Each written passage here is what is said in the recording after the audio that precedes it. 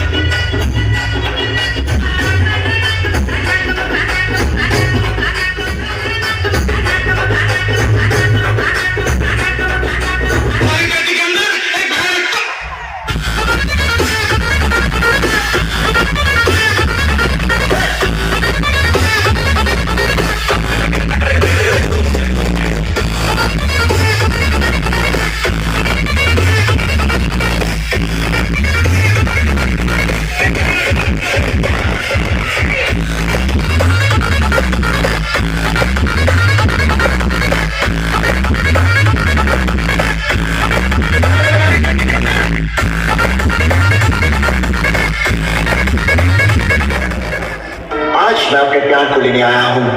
बाप बनकर बेटी को विदा कर दीजिए,